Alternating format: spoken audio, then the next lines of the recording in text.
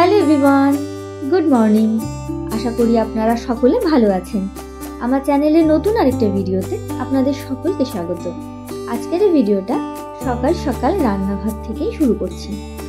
আমার সকালবেলার টুকটাক কাজকর্ম, সবার চা খাওয়া এগুলো তো কমপ্লিট হয়ে গেছে। এখন ব্রেকফাস্টটা বানাচ্ছি। আর আজকের ব্রেকফাস্টটাও কিন্তু একদম সিম্পল থাকছে। রুটি আর তার সাথে বাঁধাকপি একটু শুকনো করে সবজি বানাবো। সবজিটা কিন্তু আমি বসিয়ে দিয়েছি, এখন গরম গরম রুটিটা ভেজে নেব। আর দেখুন এদিকে সবজিটা হয়েই গেছে, এখন এটাকে নামিয়ে নেব। এর মধ্যে আছে বাঁধাকপি, আলু, টমেটো, পেঁয়াজ আর অনেকটা লঙ্কা দিয়ে ঝাল ঝাল করে সবজিটা করছি। আমাদের সবার ব্রেকফাস্ট তো কমপ্লিট হয়ে গেছে। এখন চলে যাব ছাদে, দু একটা কাজ রয়েছে সেগুলো করতে। ছাদে চলে এসেছি ভাতের মাড় নিয়ে। কালকে যে ভাত করেছিলাম রাতে, তার মাড়টা রেখে দিয়েছিলাম। তার সাথে বেশ খানিকটা জল মিশিয়ে এখন আমি এই গাছটাতে দিয়ে দেবো। ছোট্ট একটা লাউ গাছ হয়েছে দেখতে পাচ্ছেন, এই গাছের মধ্যেই আমি এই জলটা দেবো।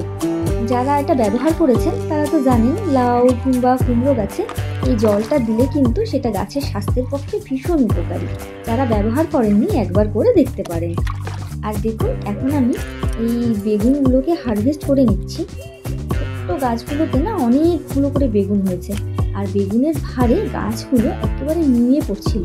তো সেই জন্য যতটা সম্ভব আমি বেগুন আজকে হারভেস্ট করে নেব। আজকে এগুলো রান্না করব না, এই বেগুনগুলো এখন হারভেস্ট করে আমি চলে যাব সোজা রান্নাঘরে দুপুরে রান্নাবান্নাগুলো সারতে। আর এসে দেখুন রান্নাবান্না আমি শুরুও করে দিয়েছি। ভাত তো হয়ে গেছে, আর তার সাথে বাকি সবজি ডাল এগুলো এখন করছি। ভাজাভুজিও একটা করতে হবে। এই যে ডালটা হয়ে গেছে, পাতলা মসুর ডাল করেছি ধনে পাতা দিয়ে। আর তার সাথে আজকে ডিমের ঝোলটা একটু অন্যরকম করে করেছি, আলু, ফুলকপি, মটরশুঁটি, ধনে পাতা দিয়ে। রান্নাঘর থেকে শুনতে পাচ্ছিলাম বাইরে ভীষণ চিৎকার চেঁচামেচি হচ্ছে। কি হয়েছে দেখার জন্য ব্যালকানিতে এসে দেখি, ওই দেখুন আমার আমলকি গাছ থেকে কত বড় একটা বানর নামছে। আর একজন জিমন্যাস্টিক করছে।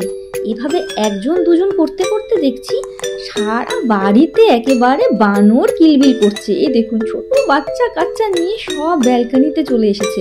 ওরা দেখুন কিভাবে আনন্দ করছে, আর গাছের মধ্যে সব একেবারে হুটোপুটি শুরু করে দিয়েছে। ওদের দেখে টফিরিও যেমন চিৎকার করছে, আর বাইরে বাকি যারা আছে তারাও চেঁচামেচি জুড়েছে। তবে এদের কোনো ভয় নেই, ওরা জানে যে বাইরে ওরা যতই চেঁচাক না কেন ওই দেখুন দৌড়চ্ছে, কিন্তু গাছে এসে এদেরকে ধরতে পারবে না। ও এসে একটু শান্ত হয়ে বসেছে, তাই কয়েকটা কলা দিয়েছিলাম খেতে। আর টফিকে দেখুন কোথার থেকে জানি ছুটে এসে ওকে ধাওয়া করেছে।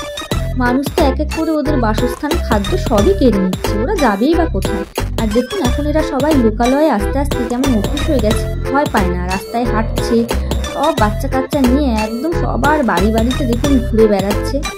আর ছোট্ট বাচ্চাগুলোকে নিয়ে কি সুন্দর বসে আছে। আমার হাতের কাছে যে কলাগুলো পেয়েছিলাম ওদেরকে দিয়েছি, ওরা খাচ্ছে।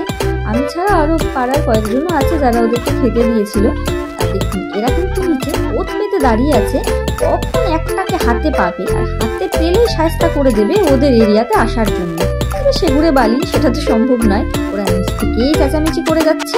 আর এরা সারা পাড়া একেবারে হুটোপুটি করে বেড়াচ্ছে। এই দেখুন এদের কিন্তু চেষ্টা চলছেই, থামছে না।